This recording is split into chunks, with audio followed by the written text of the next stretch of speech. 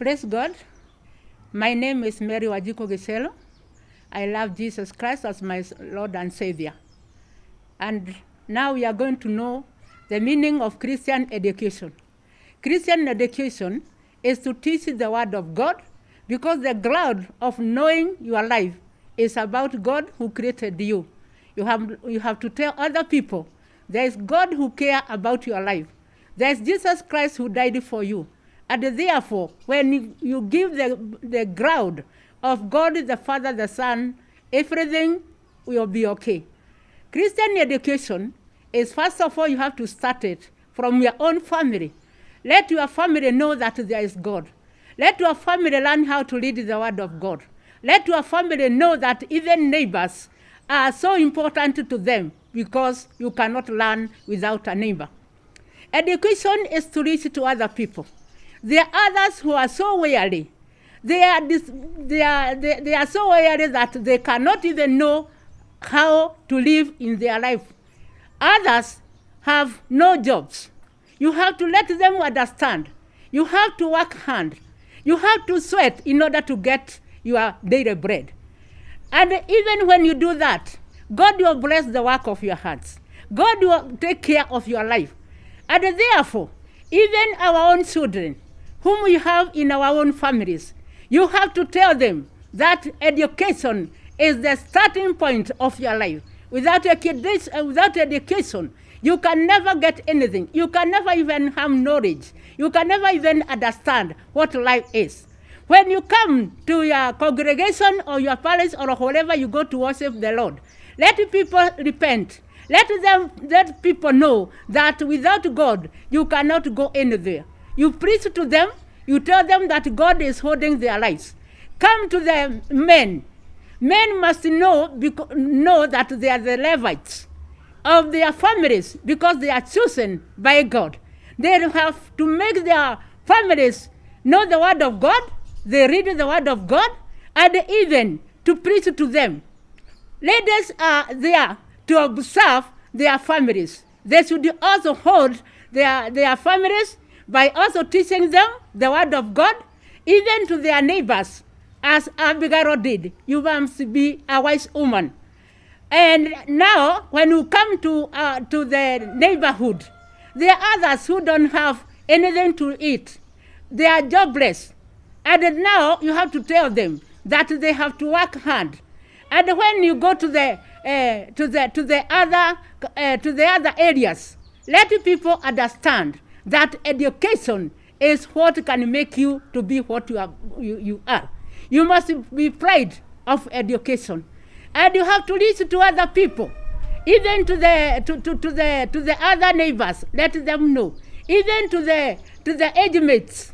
Doesn't matter whom you are. What matters is you should know how to learn, to read the Word of God, and also to know that education will help you to have your living. Another thing is that education, you have to go to the children and let the children understand the Word of God. You have even to go to the street boys. Let them know that they are more important to the eyes of the Lord.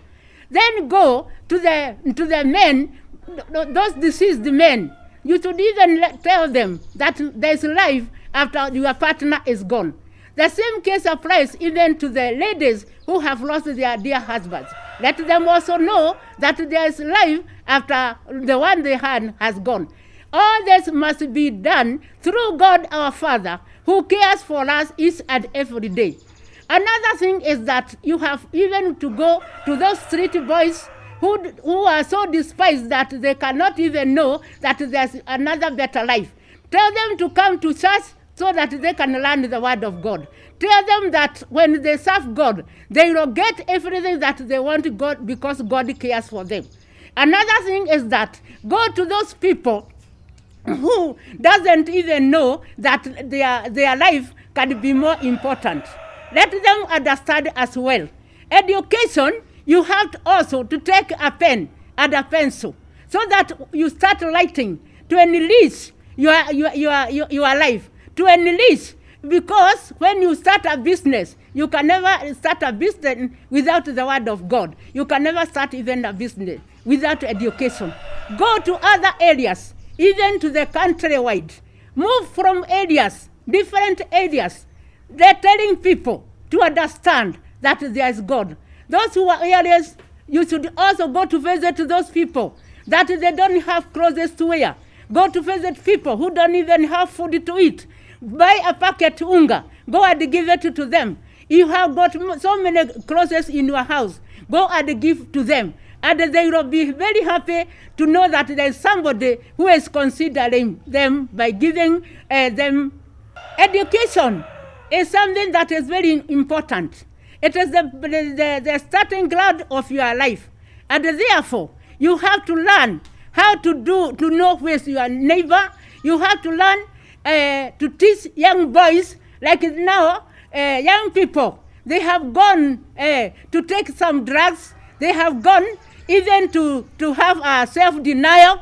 Let them understand there is also another better life. Go to a young girls. Like now we have a problem. Those girls in Saturday 8, they have totally despised themselves. COVID-19 is not the end of our life. There is another better life even when COVID is there. So go and do your daily activities.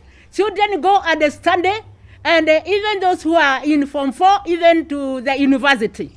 And go and learn so that education will help you to learn more other things. Because like now, when you start something, because of the knowledge that you have of education, it will help you so much.